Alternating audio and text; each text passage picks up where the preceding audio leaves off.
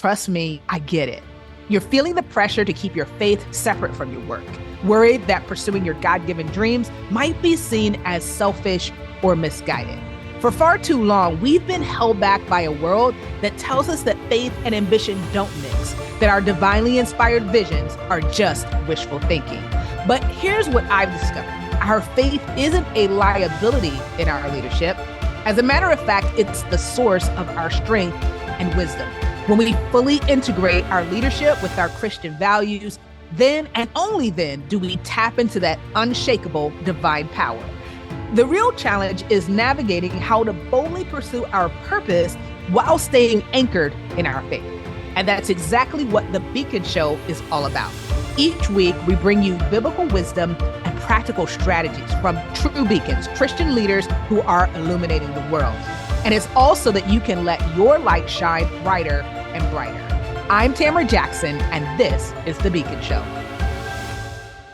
And I think one of the things that you focus on too is, I call it like it's celebrity Christian culture, right? Like we have leaders that have reached this status that have large followings, maybe connecting with people both in religious and secular spaces, right?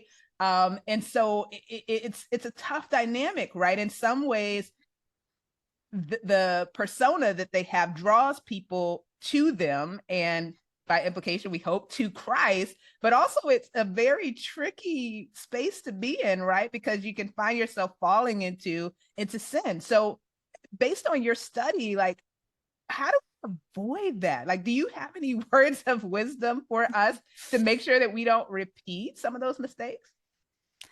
Well, you could even start by looking at the New Testament because we see a lot of this going on.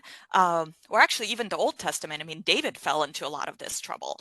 But in the New Testament, you look at somebody, if we want a model for somebody who did it pretty well, I would say Paul is a good example, somebody who really worked hard to stay humble, but he's also open about the struggles in the process. It's really difficult. I don't think any of us would willingly choose the kind of life that he had of imprisonment, discomfort, and so on, and eventually being martyred. So it's not an easy life, but it's fascinating to see from the earliest churches, people really hope that becoming a Christian will make their life easier, except that's not, like, the gospel is not a vitamin that you take and like your health improves and everything dramatically gets better. Yeah. The promises, Jesus's ultimate promises, are not for this world, and that's a really difficult lesson for all of us, including for me.